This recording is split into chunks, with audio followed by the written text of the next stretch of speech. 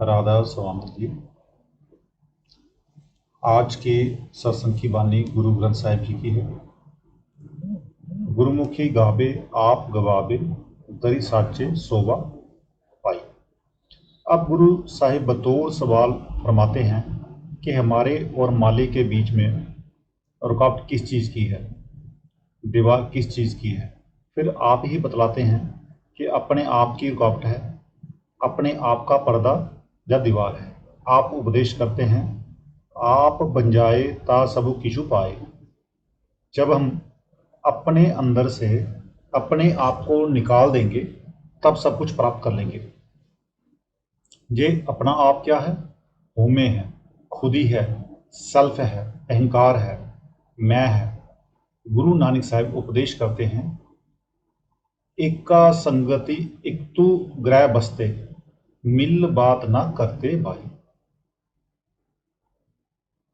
रूह और मालिक इकट्ठे रहते हैं, एक ही घर में निवास है, एक घर में ही दोनों का वास है, लेकिन फिर भी आपस में कभी मिलाप नहीं हुआ। ना रूह ने मालिक के दर्शन किए और ना स्वागिन हुई। क्यों स्वागिन ना हुई? अंतर अलख ना लखिया जाई, बिच पर्दा हौमे पाई। वह मालिक हमारे अंदर है मगर हमें दिखाई नहीं देता, क्योंकि हमारे और मालिक के बीच में होमे का बड़ा जबरदस्त पर्दा लगा हुआ है। जब तक हम अपने रास्ते से होमे की रुकावट को दूर नहीं करते, हमारा ख्याल कभी भी जाकर उसके साथ जुड़ नहीं सकता, हालांकि वह मालिक हमारे अंदर ही है। गुरु नानक साहब उपदेश करते हैं, जीवन मुक्त सो आखिए, जिस बिच्चों होमे जाए। महात्मा उदार नहीं करते, मौत के बाद की मुक्ति का दिलासा नहीं देते। वे हमें जीते जी मुक्ति प्राप्त करने का, जीते जी अपने अंदर से होमे को निकालने का मार्ग बताते हैं। ये होमे क्या है?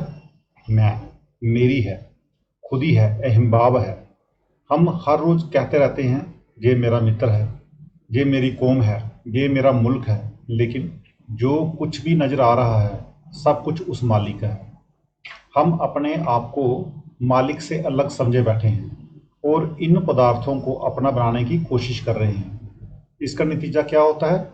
ये तो आज तक ना किसी के बने हैं, ना ही बन सकते, लेकिन इनके साथ प्यार करके हम इनके जैसे ही हुए बैठे हैं। जहाँ आशा तहाँ बासा, अर्थात जिन शक्लों और पदार्थों के साथ हमारा प्यार होता है हम उनके समान ही हो जाते हैं। मन की आदत है कि जिस किसी ना किसी पदार्थ में अटका रहता है, किसी ना किसी शक्ल के प्यार में उलझा रहता है। ये दुनिया में से अपनी उंगली उठाता नहीं, इसका दुनिया का प्यार टूटता नहीं। जब तक ये दुनिया के प्यार को नहीं छोड़ता तब तक ये कभी भी मालिक से मिलने के काबिल नहीं हो सकता। सो गुरु साहिब फरमाते हैं, गुरुमुखी गावे आप गवावे। गुरुमुख क्या गाते हैं? वे शब्द और नाम की कमाई करते हैं। वे अपने अंदर से क्या गवाते हैं, क्या निकाल देते हैं? होमे को गवाते हैं, खुदी को निकाल बाहर करते हैं। फिर इन्हें इसका क्या फल मिलता है? दर सच्चे शोभा पाई। वे सच्ची दरगाह में जाकर सच्ची इज्जत हासिल कर लेते हैं। आपके कहने का मतलब यह है कि जब भी होमे की बीमारी से हमारा छुटकारा होगा, केवल शब्द और नाम की कमाई के द्वारा ही होगा। जब तक हम होमे नहीं छोड़ते, दुनिया का मोह और प्यार नहीं छोड़ते, तब तक कभी भी जाकर मालिक से नहीं मिल सकते। गुरुमुख सज्जन हमेशा नाम का प्रचार करके हमें इस बीमारी से छुड़ाने के लिए दुनिया में आते हैं। साची बानी सचू बखाने, सची नामी लिबलाई। अब गुरु अमरदास साहिब गुरुमुखों की हालत का वर्णन करते हैं कि जो हमारे अंदर से होमे निकाल देते हैं, मैं मेरी को मार देते हैं, अपने अंदर से अपने आप को निकाल देते हैं, उनका ख्याल चलते फिरते, उठते बैठते शब्द और नाम के साथ हमेशा के लिए जुड़ जाता है। वे दुनिया में रहते हुए भी दुनिया के मैलों में नहीं लिपटते। हमें दुनिया में किस तरह रहना चाहिए? फर्ज और कर्तव्य समझकर रहना चाहिए।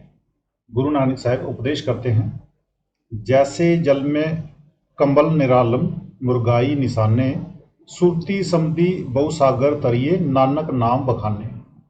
जिस प्रकार मुर्गाबी जल में रहती है पर जब उड़ती है तो सूखे परों के साथ, जिस प्रकार कमल के फूलों की जड़ें पानी में होती है मगर वह खुद पानी से बाहर रहता है, इसी प्रकार सूरती शब्दी बहुसागर तरिए हम भी अपनी सूरत को शब्द के साथ जोड़कर इस भव सागर से पार हो सकते हैं। खजूर महाराज जी समझाया करते थे कि जो मक्खी शहद के किनारे पर बैठती है वह शहद भी खा जाती है और सूखे परों से उड़ भी जाती है, लेकिन जो मक्खी शहद के बीच में जा बैठती है उसके पंख भर जाते हैं, वह शहद भी नहीं खा सकती और जान भी दे देती है। सो हमें उस मक्खी के समान जो कि शहद के किनारे बैठती है इस दुनिया में रहना चाहिए। हमें बेटे बेटियों, कौमों महजमों और मुल्कों की सेवा भी करनी है, उनके प्रति अपना फर्ज भी अदा करना है, लेकिन खुद को उनमें इतना जज्ब और लीन नहीं करना है कि हम अपने आप को भूल जाएं। हमें सब कुछ करते हुए अपने ख्याल को शब्द के साथ जोड़कर रखना है। संत मंत हमें कायर और बुजदिल नहीं बनाता। संत महात्मा हमें समाज पर अपना बोझ डालने का उपदेश नहीं देते, बल्कि साध संगत की सेवा करते हुए मालिक की भक्ति तथा शब्द की नाम की कमाई करने का उपदेश देते हैं। घर बार छोड़कर जंगलों पहाड़ों में जाने से मालिक से मिलने का कोई खास शौक और वैराग्य नहीं पैदा हो जाता। पेट को रोटी की जरूरत होती है, शरीर को कपड़ों की जरूरत होती है, गर्मी और सर्दी से बचाव के लिए कोठरी की जरूरत होती है। अगर अपने घर का सुख और आराम छोड़कर लोगों के आगे जाकर हाथ फैलाएं, अर्थात अपना घर छोड़कर लोगों के घर जाकर मांगा, तो उसमें मन को क्या सुख और शांति मिल सकती है। महात्मा समझाते हैं कि घर बार में रहना है, अपना कर्तव्य और फर्ज समझकर दुनिया के काम काज करते हुए अपने ख्याल को शब्द और नाम के साथ जोड़ना है। बै बंजनु अति पाप निखंजनु, मेरा प्रभु अति सखाई। जब हमारी ये अवस्था और हालत हो जाएगी तो हमें इसका क्या फायदा प्राप्त होगा। हमारे पाप हमेशा के लिए नष्ट हो जाएंगे, सब प्रकार के डर दूर हो जाएंगे। अभी हमें क्या क्या डर सताते हैं। पहला डर मौत का है, जो सबको लगता है पता नहीं किस वक्त मौत आ रहा, किसके हाथ आनी है, जमदूत हमें किस तरह घसीटेंगे, आगे जाकर कौन कौन से दुख उठाने पड़ेंगे, हमें कौन सी चीज बार बार देह की कैद में ले आती है। हमारे पाप, हमारे बुरे और खोटे कर्म। जब शब्द और नाम की कमाई के द्वारा उनका हिसाब ताब ही खत्म हो जाता है तो हमारी रूह पाक व पवित्र हो जाती है और मेरा प्रभु अंते संखाई, वह मालिक आखिर में हमारी सहायता करता है, मदद करता है, बख्शिश करता है। वह हम पर दया मेहर करके हमें हमेशा के लिए अपने साथ मिला लेता है।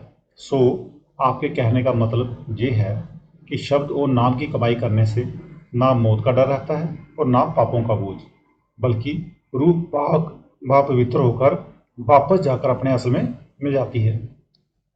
सब कुछ आपे आपी बरते, नानक नामी बड़ियाई। अब गुरु साहिब सब कुछ समझाकर मालिक की ओर आते हैं। आप बयान करते हैं कि हमें जो कुछ भी मिलना है मालिक की दया और बख्शिश के जरिए मिलना है। वह मालिक कन कन और पत्ते पत्ते में व्यापक है।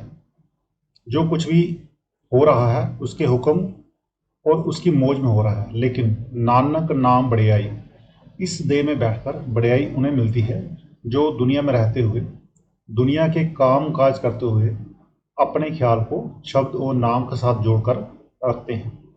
हम दुनिया में जो कुछ भी इकट्ठा कर रहे हैं उसे हमारे साथ नहीं जाना है, वह हमारी सहायता और मदद करने वाला नहीं है। कौन सी चीज़ हमारी सहायता और मदद करती है?